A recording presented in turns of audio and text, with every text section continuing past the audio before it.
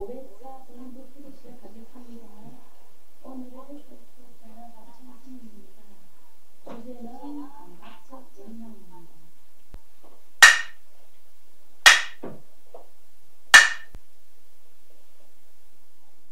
네, 반갑습니다. 네, 효천입니다. 지난 시간에 이어서 오늘도 감각적 욕망 두 번째 시간으로 감각적 욕망에 대한 공부를 할 것인데요. 자, 지난 시간에는 감각적 욕망을 떨쳐버리기 위해서 어떻게 떨쳐버리느냐라고 할 때 세존의 가르침인 감각의 대문 단속에 대해서 우리가 같이 공부를 했습니다. 오늘은 감각적 두 번째 시간으로 감각적 욕망인데요. 세존께서 그 정각을 성취하는 데 있어서 감각적 욕망을 떨쳐버리지 않고는 정각을 성취할 수 없다. 그죠? 그래서 정각으로 나아가는 길에 있어서 먼저 감각적 욕망을 떨쳐야만 범행을 닦아나갈 수 있다는 것이죠. 그래서 그 방법으로 감각의 대문을 단속해야 한다라고 하셔서 그 부분을 공부를 했는데요. 그렇다면 왜 정각을 성취하는 데 있어서 정각으로 나아가는 데 있어서 왜 감각적 욕망을 떨치라고 하는 것일까요? 도대체 감각적 욕망이 무엇이기에 왜 감각적 욕망을 떨쳐야만 범행을 닦아나갈 수 있다고 하시는 걸까? 이런 부분에 대해서 한번 생각을 해봤거든요. 그러면 감각적 욕망이란 무엇인지에 대해서 분명하게 내가 알고 있어야 되겠더라고요. 그래서 감각적 욕망에 대해서 세존께서 어떻게 가르침을 펼치시는지에 대해서 경전을 찾아보았습니다. 너무나 많은 부분에서 감각적 욕망에 대해서 설하고 계십니다. 그래서 이런 많은 양을 도대체 어떻게 내가 잘 정리를 할 수 있을까 고민을 많이 했습니다. 그러면서 알게 되는 것이 제가 좀 계속해서 약간 헷갈린다고 할까요? 어떤 이 보고 듣고 냄새 맡고 맛보고 하는 이 자체도 다 감각적 욕망이라고 하고 또 대상에 대해서 굉장히 탐닉하고 즐기는 것 또한 감각적 욕망이라고 합니다. 그리고 또 저는 그렇다면 이게 가래랑 같은 말인가? 이런 것까지 좀 약간 용어에서부터 저는 혼돈이 왔습니다. 그래서 그렇다면 부처님께서는 어떻게 감각적 욕망을 말씀하시는지 그 빨리어를 원문으로 좀 봐야 되겠다라는 생각이 들어서 먼저 빨리어를 찾아보았습니다. 자, 그래서 감각적 욕망에 대해서 그 부분을 오늘 여러분과 같이 나눌 거고요. 그래서 오늘은 감각적 욕망이란 먼저 무엇인가에 대해서 볼 것입니다. 그리고 감각적 욕망이 언제 일어나느냐에 대해서, 일어남에 대해서 살펴보고요. 그리고 왜 감각적 욕망을 위험이라고 하는지, 왜 감각적 욕망이 재난인지, 그 감각적 욕망의 그 재난의 그런 이유에 대해서 살펴볼 것입니다. 그리고 어떻게 그러면 감각적 욕망을 벗어날 수 있는지, 벗어나는 방법을 또 살펴보겠습니다.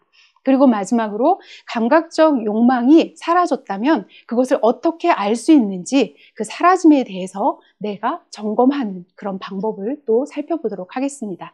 그렇게 해서 감각적 욕망을 떨칠 수 있는 그런 그 감각적 욕망에 대해서 전체적으로 살펴볼 것이고 정리를 해보도록 하겠습니다. 자, 좀 전에 말씀드린 것처럼 감각적 욕망이 도대체 뭐냐라고 할 때 세존께서는 어떻게 말씀하셨는지 그것에 대해서 용어를 먼저 정리를 해보도록 하겠습니다. 빨리어로는 감각적 욕망이라는 것은 까마라고 합니다. 또 하나의 단어가 있는데 까마찬다라고 합니다. 둘 다 감각적 욕망입니다. 그렇다면 까마라고 할 때의 감각적 욕망과 까마찬다라고 할 때의 감각적 욕망은 어떻게 다른지 한번 그것을 먼저 보도록 하겠습니다. 자, 까마라고 할 때의 감각적 욕망은 우리가 일반적인 욕망을 말합니다. 그래서 눈으로 보고 귀로 듣고 냄새 맡죠. 그럴 때 대상이 주는 즐거움이 있습니다. 내가 지금 밖에 저 나무가 보이네? 눈으로 저 나무를 보죠. 형상을 볼 때 이 안에서 나무에 대한 그 반가운 마음이 조금이라도 있죠. 그래서 그 느낌, 그 대상에 대해서 일단 즐거워하는 느낌, 이 자체는 까마라고 하는 감각적 욕망이라고 합니다. 자, 또 하나 예를 들어 볼까요? 어제 그제 저희가 사는 곳에는 눈이 왔거든요. 제가 막 공부를 하다가 이렇게 딱 창밖을 내다보는 순간 눈이 내리는 거예요. 눈이네? 라고 눈과 접촉을 하는데 이미 그 안에는 반가워하는 마음이 있더라고요. 그러니까 그 즐거움이 있겠죠. 대상을 접촉했을 때에 거기서 일어나는 즐거움 자체, 그것은 까마인 감각적 욕망입니다. 그래서 이러한 감각적 욕망인 까마는 아직은 위험하진 않아요. 하지만 언제든지 탐욕과 집착으로 발전할 수 있는 여지를 가지고 있습니다. 그런 것이 바로 까마이고요. 이 까마가 바로 욕계의 중심적인 특징이 됩니다. 그래서 욕계 중생은 누구나 눈으로 보고 귀로 듣고 냄새를 맡고 하면서 대상에서 주는 기본적인 즐거움이 있다는 거죠. 이것은 까마라고 하는 감각적 욕망입니다. 그러면 까마 찬다인 감각적 욕망은 무엇인가 보도록 합니다. 자, 두 번째 까마 찬다인 감각적 욕망도 같은 감각적 욕망입니다. 그런데 이 까마 찬다는 까마에서 한 단계 더 나간 곳이죠. 그래서 눈으로 봤을 때 나무네, 눈이네 하고 그 대상에서 주는 즐거움을 느끼는 것은 까마라고 한다면 와, 저가 그랬거든요. 눈을 보고 있는데 저가 어느 순간 저도 모르게 계속 그것을 보고 있더라고요. 눈이 오는 것에 빠져 있는 것이죠. 그러니까 한 단계 더 나아가서 집착과 욕심, 그런 탐욕이 붙어 있는 것은 까마 찬다라고 합니다. 그래서 감각적 욕망이라고 할 때 한자로도 분명한 차이가 있죠. 까마에서의 감각적 욕망은 발할 욕자입니다. 그리고 이 까마라는 용어의 어원은 까마야떼거든요. 까마야떼라는 그 빨려는 바라다, 욕구하다, 원하다 이런 뜻이 있거든요. 그래서 여기에서의 그 발할 욕자지만 이 까마 찬다에서의 감각적 욕망은 밑에 마음심자가 붙죠. 발할 욕자에 마음심자가 붙은 거 뭐죠? 욕심욕자입니다. 예, 그래서 여기에는 집착과 욕심이 붙어 있는 것이 까마 찬다죠. 그리고 우리가 바로 벗어나야 하는 것이 바로 이 까마 찬다입니다. 그래서 5가지 장애 중에 첫 번째 감각적 욕망은 까마 찬다를 말하고 있습니다. 이렇게 해서 까마와 까마 찬다는 분명한 차이가 있죠. 그리고 이 까마 찬다는 집착과 그 욕심이 있어서 이것이 채워지지 않으면 어떨까요? 괴롭겠죠. 바로 괴로움을 반드시 동반을 합니다. 그것이 감각적 욕망인 까마 찬다를 말하고 있습니다. 자, 그러면 까마 찬다와 가래와 어떤 차이가 있을까요? 가래도 계속 무언가를 갈망하지 않습니까? 자, 가래를 한 가지 더 보도록 하겠습니다. 가래는 땅하라고 하죠. 이 가래는 조금 더 광범위하고 포괄적입니다. 그리고 이 가래는 삶 전반에 걸쳐서 지속적으로 작용을 하는 그런 갈망이라고 이해를 하시면 됩니다. 자, 까마와 까마 찬다는 감각적 욕망입니다. 감각을 통해서 어떤 것을 취하려고 하는 특정한 대상에 대해서 취하려고 하는 감각을 통해서 취하려고 하는 것인데 이 가래라고 하는 이 따나는 그 삶 전반에 걸쳐서 계속 작용을 합니다. 어떻게?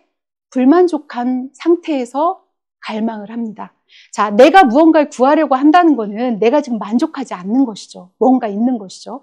이 불만족한 삶 자체에서 계속해서 무언가 나는 더 무언가 있어야만 해. 뭘 가져야만 해. 나는 뭘 하고 싶어. 뭐가 먹고 싶어. 계속해서 갈망하는 것. 이것은 바로 가래라고 합니다. 그러면 이 가래는 바로 괴로움의 근원적인 욕구이자 근원적인 그 원인이 되는 것이죠.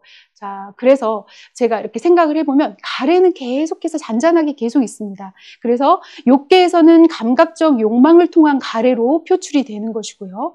또 색계에서는 그 요계라고 하는 존재에 대한 가래로 표출이 되겠죠. 그리고 무색계에서는 존재하지 않은 무유에 대한 가래로서 표출이 됩니다. 그래서 이 가래는 3계 전체에 걸쳐서 계속해서 갈망하는 것입니다. 결국 윤회를 하게끔 하는 그 근본적인 원인은 바로 이 가래라고 하죠. 그래서 우리가 사성제를 말할 때 고집성도 바로 고집성제, 그렇죠? 고집성제.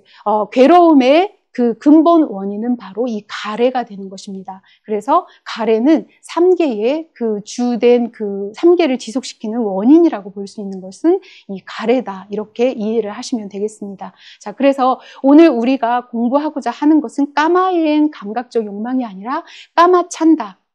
바로 그 대상에 대한 즐거움에 집착하고 욕망하는 이 탐욕을 부리는 이 까마 찬다에 대한 감각적 욕망에 대해서 저희들이 공부를 하는 것이다 라고 이해를 하시면 되겠습니다. 자, 그렇다면 감각적 욕망이란 무엇인가? 세종께서 어떻게 감각적 욕망을 말씀하시는지를 보도록 합니다. 자, 5가닥의 감각적 욕망이 있죠. 눈으로 보는 형색이 있고 귀로 듣는 소리가 있죠. 자, 이렇게 이 소리, 형색, 소리, 냄새, 맛, 감촉, 그리고 또 모든 법들이 있습니다. 이것들은 원하고 좋아하고 마음에 들고 사랑스러운 것이죠. 그런데 이들이 감각적 욕망은 아니라는 겁니다. 이들은 감각적 욕망의 가닥이다라고 말씀을 하십니다. 나무 줄기가 있다면 그 가지라는 겁니다. 감각적 욕망은 이들은 가지다. 그러면 무엇이 감각적 욕망인가? 바로 생각을 통해서 생긴 애욕이라고 합니다. 자, 생각을 통해서 생긴 애욕이 인간의 감각적 욕망이라는 겁니다.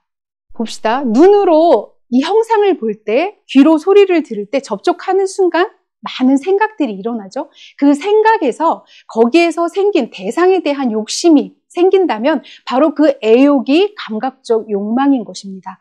그렇게 세상의 그 다채로운 대상들은 감각적 욕망이 아니라는 거죠. 그 대상들은 형상으로, 소리로, 냄새로, 맛으로 그런 것으로 그냥 그 자리에 머물러 있다는 겁니다. 그런데 거기에서 욕심을 일으키고 거기에서 탐욕을 갖는 것, 이것이 바로 감각적 욕망인 것이죠. 그래서 어리석은 자들은 그 다양한 대상들을 가까이 하면서 계속해서 거기에서 가래를 일으킨다는 것이죠.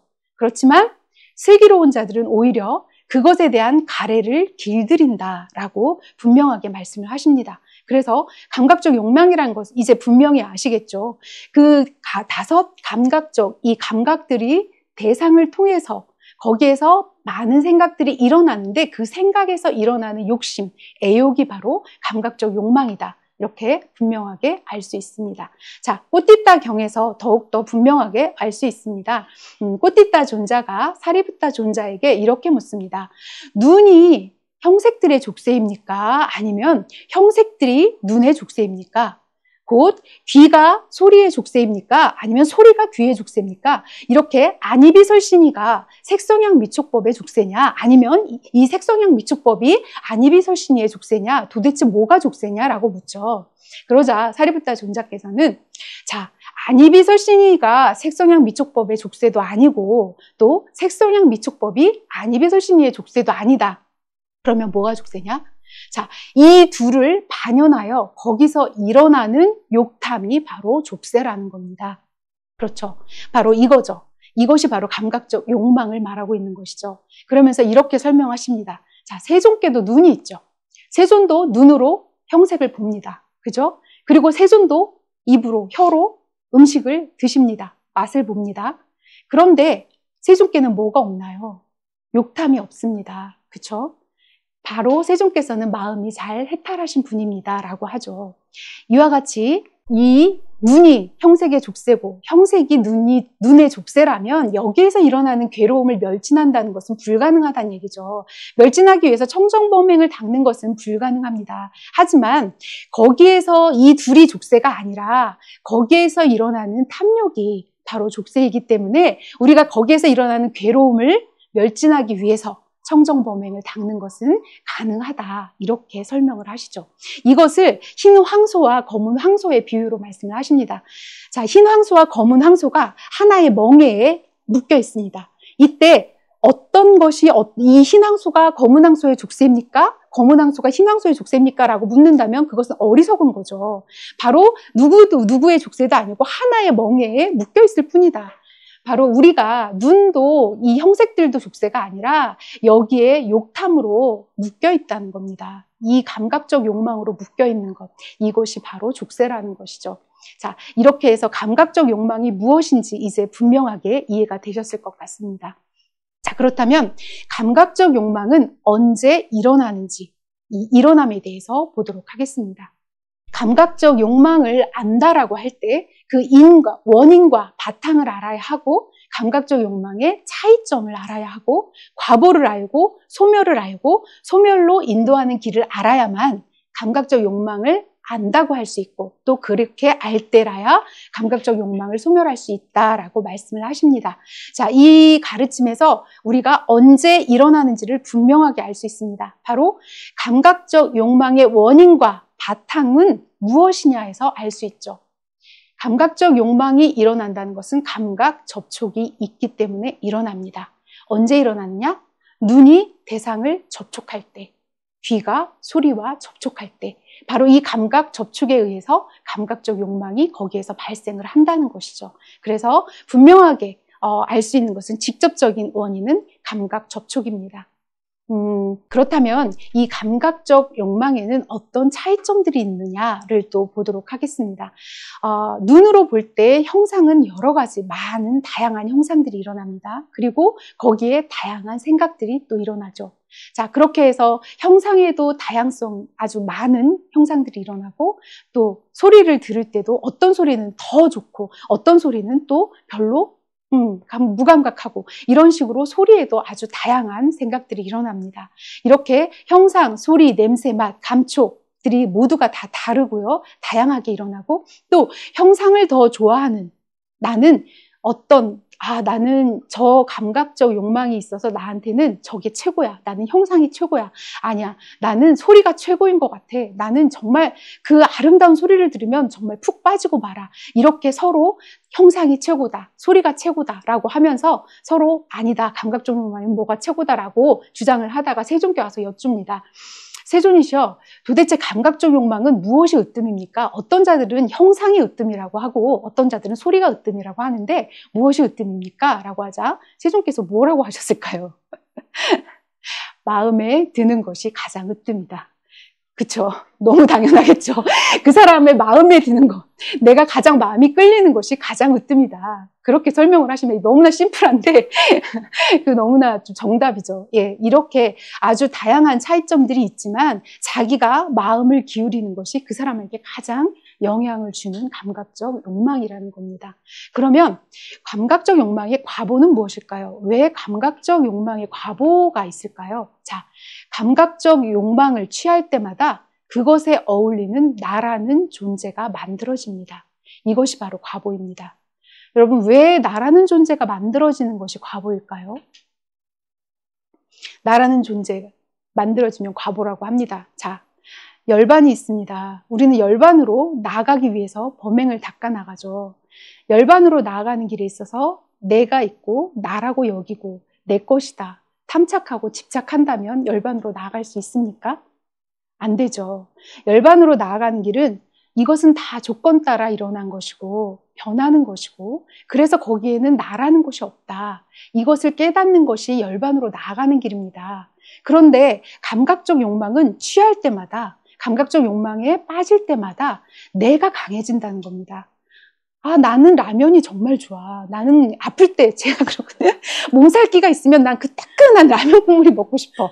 이러면서 라면에 취착하는, 그러면서 저라는 걸 강화시키죠. 아, 나는 커피 중에서 믹스커피가 최고야. 밥 먹고 나면 역시 믹스커피를 마셔야 돼. 이러면서 나는 믹스커피를 좋아해. 이러는 나가 또 있습니다. 이렇게 감각적 욕망은 하나라도 취할 때마다 그 자리에서는 계속 나라는 것이 강화됩니다. 결국 나를 없애려고 하는 열반으로 나아가려고 하는데 감각적 욕망이라는 것은 하나를 취할 때마다 더욱더 내가 강화되고 만들어지면 정반대로 가는 길이죠. 열반과 반대로 나아가는 길, 그 길이 바로 감각적 욕망이라는 겁니다. 그렇기 때문에 감각적 욕망을 과보라고 하는 것이고요. 감각적 욕망의 과보는 나라는 존재를 만드는 것이다. 이렇게 이해를 할 수 있겠습니다.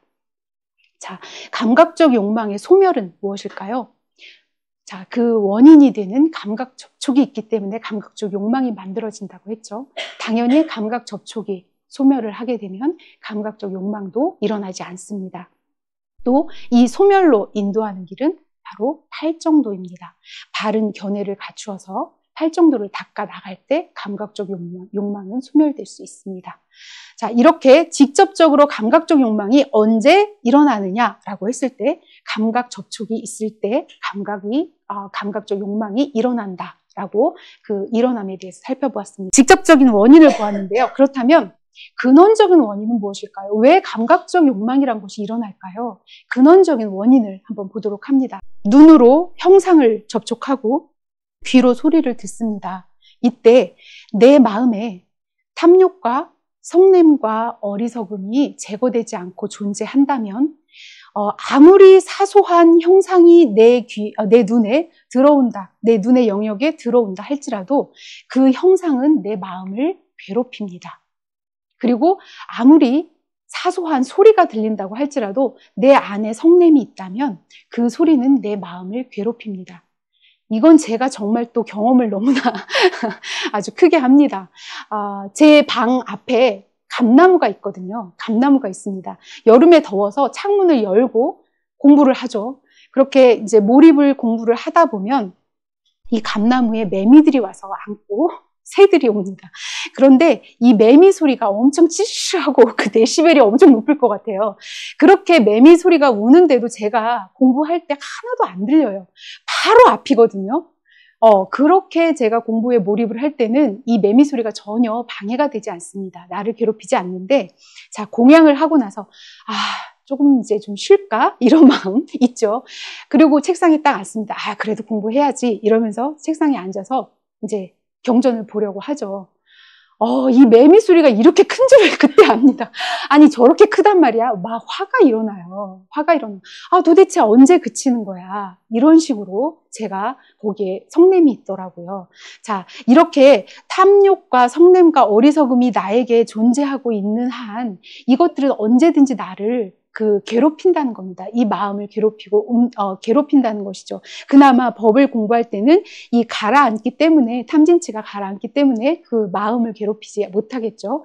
자, 여기에 대해서 유액을 가진 나무로서 비유를 하십니다. 아주 싱싱하고 윤기가 흐르는 그런 멋진 큰 나무들이 있습니다. 그런데 어떤 사람이 와서 도끼로 이 나무에 여기저기를 찍어댑니다. 자, 그러면 유액이 흘러나올까요? 흘러나오겠죠. 당연히 흘러나오겠죠. 싱싱한 나무이기 때문에 어디를 찍더라도 유액은 계속 흘러나오게 돼 있다는 거죠. 그런데 반대로 시들고 메마르고 늙은 나무가 있습니다. 그 나무에게 마찬가지로 도끼로 찔렀을 때 이 나무에서 유액이 흘러나올까요? 흘러나오지 않겠죠. 바로 탐욕과 성냄과 어리석음이 가득한 자는 어떤 사소한 소리를 듣더라도 화가 난다는 겁니다. 찔리죠, 제가. 예. 그런데 그 탐욕과 성냄과 어리석음이 제거된 자는 어떠한 현저한 대상이 드러나더라도, 현저한 소리를 듣더라도 거기에 방해를 받지 않는다는 겁니다. 그 대상들이 나를 괴롭히지 않는다는 겁니다. 바로 이와 같이 근본적으로 감각적 욕망이 일어나는 원인은 탐욕과 성냄과 어리석음이 있을 때 감각적 욕망이 일어난다는 것입니다. 이렇게 감각적 욕망이 일어나는 직접적인 원인인 감각 접촉을 또 살펴보았고, 또 근본적인 원인은 탐진치가 있기 때문이다. 그래서 감각적 욕망이 일어남에 대해서 살펴보았습니다. 자, 다음은 그렇다면 왜 감각적 욕망을 위험이라고 하고 왜 재난이라고 하는지 그 위험과 재난에 대해서 보도록 하겠습니다. 찬나라는 유행승이 있습니다. 이 찬나라는 유행승이 아난다 존자에게 이렇게 묻습니다. 자, 그대들 세존의 제자들은 도대체 감각적 욕망에서 어떤 위험을 보기에 감각적 욕망을 제거하기 위해서 그렇게 닦습니까? 라고 묻죠. 그러자 아난다 존자가 이렇게 대답을 합니다. 감각적 욕망에 물들고 사로잡히고 그것에 홀려서 거기에 얼이 빠진 사람은 이와 같은 생각을 한다는 겁니다. 바로 자신을 해치는 생각을 하고 남을 해치는 생각을 한다는 겁니다. 그래서 항상 모두를 해치는 생각을 하면서 그 결과로서 육체적으로, 정신적으로 고통을 받게 됩니다. 그리고 이렇게 감각적 욕망을 계속해서 탐닉하다 보면 결국 그 욕구를 채우기 위해서 몸으로 나쁜 행동을 하게 되고 말로 나쁜 말을 하게 되고 그리고 마음으로 나쁜 생각을 하게 된다는 거죠. 이와 같이 자기에게 어떤 것이 이익이 되는지 또 타인에게 어떤 것이 이익인지를 알지 못하게 하는 것이 바로 감각적 욕망이라는 것이죠. 이와 같이 욕망은 어둠을 만들고 그리고 눈을 없애버린다는 거죠. 여기서 눈은 안목을 말하겠죠. 그런 안목을 없애버리고 그리고 무지를 만들고 지혜를 소멸시킨다. 그래서 나를 곤혹스럽게 하면서 결국 열반으로 나아가게 하지 못한다. 이것이 바로 감각적 욕망의 위험이라는 겁니다. 감각적 욕망에 빠진다면 바로 우리가 그 과보에서 보았듯이 열반으로 나아가지 못한다는 겁니다. 그래서 우리는 감각적 욕망을 제거하기 위해서 닫고 감각적 욕망을 제거합니다. 그래서 이러한 위험을 저희들에게는 이러한 위험이 없습니다라고 하죠. 그러자 유행승은 그러면 어떻게 감각적 욕망을 없앱니까? 라고 묻죠. 그러자 바로 그 길은 팔정도입니다. 라고 하면서 팔정도에 대해서 설명을 하죠. 자, 또 다른 위험, 어떤 위험이 있을까요? 세종께서는 이렇게 말씀하십니다. 눈, 귀, 코, 혀, 몸, 바로 우리의 이 모든 감각들이 바다라고 말씀을 하십니다. 자, 이 바다고요. 그리고 그 흐름은 바로 형상, 소리, 냄새, 맛, 감촉이라는 그 흐름으로 되어 있다. 그래서 우리는 이 감각의 바다에 빠져서 계속해서 대상을 추구하고 대상을 접촉하면서 흘러간다라는 것입니다. 계속해서 윤회의 바다에서 흘러가고 있는 것이 바로 우리가 사는 삶입니다. 자, 바다에는 뭐가 있습니까, 여러분? 파도가 일어나죠. 파도도 있고 또 뭐가 있죠? 소용돌이가 칩니다. 또 상어가 있죠. 때로는 상어에게 잡아먹힐 수도 있습니다. 눈의 바다에 빠져서 때로는 아주 정말 성나는 파도가 일어나서 저 사람은 보고 싶지 않아. 저 사람 정말 싫어. 이렇게 성나는 파도가 일어나기도 하고요. 아, 저 소리는 정말 달콤해. 너무나 좋아. 이러는 또 그런 소리의 그런 파도도 있습니다. 그리고 거기에 빠지기도 하죠. 그리고 또 상어라는 아주 위험한 그런 대상들이 있어서 거기에 잡아먹힐 수도 있습니다. 탐닉하면서 계속해서 중독이 되기도 하고 알코올릭이 되기도 하죠. 계속한 이러한 위험들이 있는 곳이 도사리고 있는 곳이 바로 이 바다라는 것이죠. 그래서 결국 거기에서 계속 실타래처럼 얽히고 설켜서 처참한 곳, 파멸처, 지옥으로 태어나게 되겠죠. 그리고 윤회의 굴레를 벗어나지 못하게 되는 이러한 위험한 곳이 바로 우리가 살고 있는 이 세계라는 것이죠. 그리고 여기에 말하는 6개의 낚싯바늘을 들이우고 있다고 하죠. 뭐에다가? 형상, 소리, 냄새, 맛, 감촉에 미끼를 두어서 그 낚싯바늘을 바다에 들이운 것이죠. 그런데 물고기가 그 낚싯바늘을, 그 미끼를 덥석 문다면 그 물고기는 그것으로 인해서 죽음에 이르는 고통을 당하게 되는 것처럼 바로 우리가 원하고 좋아하고 사랑스럽고 아주 매혹적인 그런 대상들에 대해서 그것을 즐기고 그것을 탐닉하고 거기에 빠져 있다면 바로 마라의 낚싯바늘을 문 물고기처럼 결국 그것은 재난이 되고 그것으로 인하여 죽음에 이르게 된다. 이러한 위험이 있는 곳이 바로 우리가 살고 있는 이 감각의 세계라는 것이죠. 그래서 바다경에서 이와 같이 그 위험에 대해서 설명을 하십니다. 자, 그러면 이러한 위험이 있는 이 감각적 욕망의 세계를 어떻게 벗어나야 하는지에 대해서 또 살펴보도록 하겠습니다. 자, 눈으로 형상들을 볼 때, 그리고 마음으로, 그리고 그 귀로 소리를 들을 때 어떤 대상에 대해서도 자기 자신에게 마음에서 욕구나 탐욕, 성냄, 어리석음 또는 저기가 일어난다면 다음과 같이 마음의 고삐를 제어해야 한다는 것입니다. 이 길은 아주 두렵고 무시무시한 길이다. 그리고 이 길은 가시와 밀림으로 덮여 있는 길이다. 그만큼 잘못된 길이고 나쁜 길이고 결핍된 길이다. 그래서 이 길은 참되지 못한 사람들은 이 길을 따르며 그 길을 걸어가지만 참된 사람들은 이 길을 따르고 걸어가지 않는다는 겁니다. 이와 같이 이 길은 나에게 적당하지 않다라고 자신의 마음의 고삐를 재어야 한다라고 설명하시죠. 이것을 황소의 비유로 말씀하십니다. 자, 황소가 그 곡식이 무르익은 밭에 들어가서 열심히 그 좋아하는 곡식을 계속해서 아주 탐닉하면서 먹고 있습니다. 거기에 빠져서 먹고 있을 때 이 밭의 주인은 어떻게 해야 하죠? 이 황소를 내쫓아야 되죠. 그래서 황소의 고삐를 잡고 그 두 뿔의 가운데에 있는 조임틀을 꽉 조이고는 아주 큰 몽둥이로 세차게 때려서 이 황소를 쫓아냅니다. 그렇게 쫓아냈지만 황소는 또 역시나 곡식을 좋아해서 두 번째에도 다시 들어오고 세 번째에도 또 다시 이 밭으로 들어온다는 겁니다. 하지만 그럴 때마다 이 밭의 주인은 역시 똑같은 방법으로 큰 몽둥이로 이 황소를 때려서 쫓아내겠죠. 이렇게 두 번, 세 번 너무나 세차게 맞은 기억이 있는 것이죠. 그러자 이 황소는 이제는 숲에 있을 때나 마을에 있을 때나 너무나 세차게 맞은 그 기억 때문에 아무리 홀로 있더라도 다시는 그 밭의 곁으로 가지 않는다. 이처럼 그 배우지 못한 범부가 5 감각 접촉의 그 감각 접촉 장소에서 단속을 하지 못하고 감각적 욕망에 흠뻑 빠져 있다면 이 황소를 그렇게 세차게 몽둥이로 쫓아내버린 것처럼 이와 같이 마음의 고삐를 죄어야 한다는 것이죠. 그래서 6 감각 접촉 장소에서 마음을 조복받고 그와 같이 마음의 고삐를 재어야 한다. 어떻게 하느냐? 자, 감각적 욕망을 숯불 구덩이처럼 봅니다. 힘센 자들이 와서 붙잡아서 숯불 구덩이로 이렇게 데려가려고 할 때 그 사람은 몸부림치겠죠. 왜냐? 이 숯불 구덩이에 빠진다면 나는 그 때문에 죽거나 그리고 죽음에 버금가는 고통에 직면하게 된다는 것을 너무나도 잘 알기 때문에 숯불 구덩이에 빠지지 않으려고 몸부림을 칠 것입니다. 이와 같이 감각적 욕망을 숯불 구덩이처럼 보라는 겁니다. 내가 감각적 욕망을 즐기고 빠진다면 바로 이것으로 인하여 나에게 죽음에 이르는 고통이 있을 것이다. 이와 같이 생각하라는 것이죠. 또 세상에서 즐겁고 기분 좋은 것이 있다면 이를 가시라고 여기라고 합니다.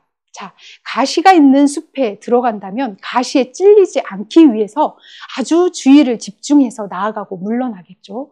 이와 같이 제발 가시가 나를 찌르지 않았으면 이라고 하면서 삿띠를 분명히 하고 나아가고 삿띠를 하면서 물러나겠죠. 그처럼 감각적 욕망을 가시라고 생각하고 단속을 해야 한다는 거죠. 어떻게? 눈으로 형색을 볼 때, 귀로 소리를 들을 때 어떤 대상에 대해서도 사랑스러운 형색이나 소리, 냄새, 맛이라도 거기에 홀리지 않고 또 사랑스럽지 않은 대상에도 혐오하지 않는 것입니다. 자, 그렇게 하려면 삿띠가 확립돼야 되겠죠. 삿띠를 분명히 세우고 이와 같이 머물면서 있을 때 대상에 대해서 좋아하거나 싫어하는 마음이 없죠. 그렇기 때문에 마음은 그 무엇에도 제한이 되지 않는다. 이와 같이 단속을 하고 벗어나는 방법을 설명하십니다. 자, 경전을 또 하나 보겠습니다. 비구가 모든 괴로움을 일으키는 법들의 일어남과 사라짐을 있는 그대로 분명히 보고 안다면 거기서 자신의 감각적 욕망을 본 것이다 라고 하십니다. 무슨 말입니까? 눈으로 대상을, 형색을 볼 때, 귀로 소리를 들을 때, 이 대상을 접촉할 때 거기에서 마음의 동요가 일어나서 그것은 곧 괴로움을 동반하게 되고 이 괴로움이 일어났다는 것을 분명하게 직시한다면 그 자리에서 괴로움은 바로 사라지게 됩니다. 바로 그렇게 일어남과 사라짐을 분명하게 보고 안다면 그것이 바로 감각적 욕망을 본 것이 되고요. 그렇게 감각적 욕망을 보게 되면 감각적 욕망에 대한 욕구, 애정, 홀림 이런 갈증은 더 이상 잠복하지 못한다는 거죠. 자, 일어남과 사라짐을 삿띠로 확립해서 분명하게 본다면 그 자리에서 더 이상의 감각적 욕망은 일어나지 않는다는 겁니다. 이와 같이 행동하고 머물 때 더 이상 나쁘고 해로운 법들은 나를 정복하지 못하고 잠복하지 못한다는 겁니다. 자, 이렇게 해서 바른 삿띠로서 또 감각적 욕망을 벗어날 수 있다라고 설명하시죠. 자, 여기에서 마하나마와 그 세존과의 대화를 하나 더 보도록 하겠습니다. 세존의 사촌형이고 또 카필라와트의 왕이죠. 마하나마 왕이 이렇게 말을 하죠. 세존이시여, 분명히 세존께서는 탐진치를 제거하고 없애라고 하는데 왜 나는 도대체 내 안에서 어떤 법이 제거되지 않아서 때때로 이렇게 화가 나기도 하고 때때로 또 욕심도 나고 때때로 어리석음이 일어납니다. 이렇게 말을 하죠. 그러자 세존께서 뭐라고 하십니까? 바로 그대 안에 감각적 욕망이 제거되지 않았기 때문에 그렇습니다 라고 하는 거죠. 그래서 감각적 욕망이 제거되지 않은 자에게는 계속해서 화와 욕심과 어리석음이 일어난다는 것입니다. 그러면서 이와 같이 설명하시죠. 감각적 욕망이란 아주 달콤함은 적고 그리고 많은 괴로움과 절망을 초래하므로 재난이 더 많다라고 감각적 욕망에 대해서 분명하게 보고 바르게 안다 하여도 이 자체로 감각적 욕망의 굴레에서 벗어난 자는 아닙니다. 어떻게 해야 벗어납니까? 바로 감각적 욕망을 떨쳐버리고 여임에서 발생하는 초정념에 이르렀을 때라야 감각적 욕망을 벗어났다라고 할 수 있습니다. 라고 하시죠. 그래서 정념을 닫고 더욱더 고요한 정념 상태에 있을 때라야 감각적 욕망의 굴레에서 벗어났다라고 분명하게 말씀을 하십니다. 자, 그렇다면 감각적 욕망을 이렇게 해서 벗어났는데요. 내 안에서 감각적 욕망이 아직도 있는지 아니면 사라졌는지 어떻게 체크를 해야 할까요? 어떻게 점검을 해야 하는지에 대해서도 말씀을 해주십니다. 자, 이와 같이 말씀을 하십니다. 5가닥의 감각적 욕망의 대상들이 접촉을 할 때 그 대상에서 내 마음에 어떠한 흥분이나 동요가 일어나고 있지 않은가라고 자신의 마음을 반조하라는 겁니다. 자, 내가 달콤한 초콜릿을 딱 먹는 순간 마음에 조금의 흥분이나 동요가 일어나고 있는지 보면 내가 흥분이 일어나고 있죠. 자, 그렇다면 내가 흥분이나 동요가 일어나고 있다면 이와 같이 알아야 한다. 나는 아직 감각적 욕망에 대한 욕탐이 제거되지 않았다. 이와 같이 분명하게 알아야 한다. 그렇지만 또 어떤 대상을 보았을 때 전혀 접촉했을 때 마음에 어떤 흥분도 없고 동요가 일지 않는다면 나에게는 감각적 욕망에 대한 욕탐이 제거되었다라고 안다라고 이와 같이 점검한다라고 설명을 하시죠. 자, 이렇게 어떠한 대상에 대해서도 흥분과 동요가 일어나고 있는지 일어나고 있지 않은지로 우리가 분명하게 점검을 할 수 있습니다. 그리고 이러한 살아가면서 우리는 이런 얘기들을 많이 합니다. 내가 그때 그 식당에서 뭐를 먹었는데 제가 너무 먹는 것만 예를 드는 것 같아서 하다 보니까 쑥스럽네요. 제가 뒤통이 나는 것 같네요. 공감하시죠? 자, 얼굴 빨개졌죠? 자, 그때 그거 너무 맛있었어. 너무 맛있었어. 그때 그 보살님이 해준 거 정말 맛있더라. 이러면서 계속 그 과거에 묶여 있다는 겁니다. 과거에 묶여서 그 열망과 욕망에 묶여서 그것을 즐긴다는 거죠. 이렇게 과거를 돌아보면서 감각적 욕망을 일으킵니다. 또 미래는 어떨까요? 나 그때 그 커피가 너무 맛있더라. 그 카페 커피가 맛있어서 다음에 꼭 그 카페에 가서 그 커피를 마시고 싶어. 이런 식으로 또 아직 얻지 못한 것을 얻기 위해서 마음을 기울이죠. 그러면서 또 미래에 있어서 그것을 즐긴다는 거죠. 그리고 현재는 어떻습니까? 현재에 일어나는 이 딱 접촉하는 순간 시기 여기에 묶여서 이것을 좋아하거나 또 싫어합니다. 이와 같이 묶여서 이것을 즐긴다는 겁니다. 이렇게 묶이고 즐길 때에 과거를 돌아보면서 즐기고 또 미래에 기대하면서 즐기고 또 현재에 묶여서 즐긴다는 거죠. 이와 같이 즐길 때 우리는 감각적 욕망에 묶여 있는 것이죠. 하지만 그것을 즐기지 않고 묶이지 않을 때 바로 과거도 미래도 바라지 않고 또 현재에도 정복당하지 않는다라고 말씀을 하십니다. 그래서 이렇게 말씀하시죠. 과거를 돌아보지 말고 미래를 바라지 말라. 과거는 떠나갔고 미래는 오지 않았다. 자, 현재 일어나는 현상들을 바로 거기서 삿기를 합니다.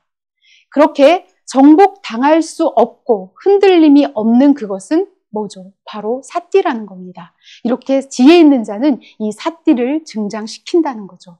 이와 같이 해서 감각적 욕망에 정복하는 것, 이것이 바로 세존께서 말씀하시는 겁니다. 그래서 오늘 정진하라, 내일 죽을지 누가 알리요? 아무도 모르죠. 예, 그래서 죽음의 무리와 타협하지 말라는 겁니다. 죽음의 무리가 무엇입니까? 감각적 욕망입니다. 그 감각적 욕망과 타협하지 말고, 그 대상들과 타협하지 말고, 묶이지 말고, 이렇게 노력하여서 밤낮으로 정진하여 머물면 지복한 하룻밤을 보내는 그런 고요한 성자라 한다라고 이와 같이 말씀을 하십니다. 자, 이렇게 해서 감각적 욕망이란 무엇인가부터 언제 일어나는지, 그리고 또 감각적 욕망이 왜 위험이고 재난이라고 하는지, 그리고 어떻게 벗어나야 하는지, 또 감각적 욕망이 사라졌는지를 어떻게 점검하는지까지 모두 살펴보았습니다. 자, 그러면 이제 한번 정리를 다시 한번 하고 마치도록 하겠습니다. 우리가 지난 시간에 감각의 대문 단속에 대해서 같이 공부를 했습니다. 자, 이 욕계라는 거죠. 우리가 살아가는 이 세계, 우리는 욕계에서 살고 있는 중생들입니다. 태어날 때부터 눈, 귀, 코, 혀, 몸이라는 감각들을 가지고 태어났죠. 그래서 누구나 욕구를 가지고 살아갈 수밖에 없는 그런 세계가 바로 욕계인 것이죠. 볼 수밖에 없고, 들을 수밖에 없고, 냄새를 맡고 먹으면서 살아갈 수밖에 없습니다. 그런데 여기에서 그 대상을 즐기면서 사는 삶이 있고요. 또 대상에 있는 것이 아니라 초점이 오히려 대상에 있는 것이 아니라 이 감각을 길들이는 것에 초점이 있는 삶이 있습니다. 이 두 가지 삶을 볼 때 대상에 탐닉하여서 살아가는 삶은 계속해서 다시 태어남을 가져오는 그런 윤회의 삶이고, 그 삶은 바로 마라의 영역입니다. 그래서 계속해서 마라의 영역 속에서 마라가 원하는 대로 살아갈 수밖에 없는 그런 삶이 바로 뭇중생들의 삶입니다. 오늘 말한 바다에 빠져서 사는 삶입니다. 그런데 세존께서는 여기에 위험을 보시고 어떻게 살라고 하시는지 그 방법을 알려준 것이 바로 감각의 대문 단속입니다. 어떻게 단속하느냐?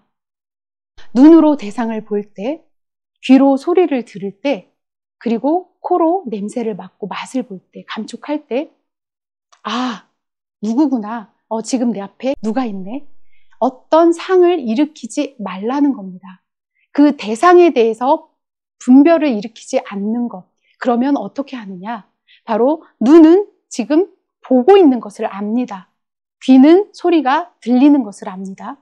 코로 냄새가 들어오는 것을 압니다. 이렇게 봄, 들음, 냄새, 맡음, 냄새를 맡는 것, 또 감지함, 암, 이런 식으로 이 감각 기능들을 길들이는 것, 감각 기능들을 길들이고 단속하고 보호하고 방어하며 살아가는 것이 바로 이 욕계에 묶여서 살아가는 것을 벗어나는 길이다라고 세존께서는 알려주십니다. 바로 그 방법이 지난 시간에 공부한 감각의 대문 단속이었고요. 그렇게 보고 듣고 냄새 맡고 맛보고 할 때 어떻게 되느냐? 결국 이 감각이라는 것은 거울 역할만 한다는 거죠. 대상을 비춰주기만 하고 소리를 듣는 것도 이 비춰주기만 하는 겁니다. 소리에 대해서 비춰주는 것. 그런 역할을 하는 것이 바로 감각이라는 것이죠. 그렇게 거울 역할만 하는 것, 그와 같이 길들이면서 살 때 거기에는 대상이 뭐다라는 거기가 없게 되죠. 그리고 내 눈이 무엇을 봤다, 내 귀가 무엇을 들었다라는 이 여기가 없습니다. 거기가 없고 여기가 없고, 그러니 그 가운데도 없죠. 그것은 곧 괴로움의 끝이다 라고 설명을 하시는 것이죠. 그와 같은 가르침이 바로 지난 시간에 우리가 공부한 감각의 대문 단속입니다. 그런데 내가 일상생활을 할 때 이 감각의 대문 단속이 잘 되지 않아요 라고 할 때는 바로 전 단계를 점검해야 한다는 것이죠. 바로 전제 조건이 아직 닦여 있지 않아서이다. 그렇다면 그 전제 조건이 무엇인가? 보았더니 양심과 수치심이 아직 닦여 있지 않아서 내가 감각의 대문 단속이 안 되는구나 라고 알아야 한다는 것이죠. 그렇다면 전 단계에서 양심과 수치심을 어떻게 닦아야 하느냐? 자, 몸으로 나쁜 행위를 하고 말로 나쁜 말을 합니다. 그리고 마음으로 나쁜 해치는 생각을 합니다. 이런 것에 대해서 부끄러워하고 수치스러워해야 합니다. 바로 그것이 양심과 수치심이라는 것이죠. 그리고 불선법을 행하는 것에 대해서 부끄러워하고 수치스러워해야 하죠. 그렇게 해서 선법을 계속해서 닦아나가고 또 유를 계속해서 지켜나가는 것입니다. 그렇게 자신의 지켜나갈 때 나의 몸과 말과 마음은 깨끗해집니다. 이와 같이 깨끗해지면서 감각의 대문 단속을 더욱더 촘촘히 할 수 있게 되는 것이죠. 감각의 대문 단속이 하루 종일 이어진다면 거기에는 사띠가 있습니다.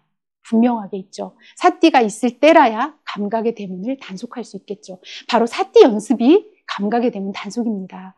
이와 같이 계속해서 감각의 대문을 단속하면서 몸으로 말로 계속해서 유를 지켜나가다 보면 그 자리에는 감각적 욕망이란 없다는 것이죠. 감각적 욕망은 이미 일어나지 않는다는 겁니다. 자, 이렇게 했을 때 무엇이 하고 싶으냐? 사띠만 하고 싶게 됩니다. 그러면 사념처인 사념처 수행을 닦아나갈 수 있다는 것이죠. 이렇게 정리를 하면서 이제 다음 시간에는 그렇다면 우리가 감각적 욕망에 대해서 공부를 했기 때문에 사띠의 확립에 대해서 다음 시간에는 같이 또 공부하는 시간을 갖도록 하겠습니다. 잘 들어주셔서 감사합니다.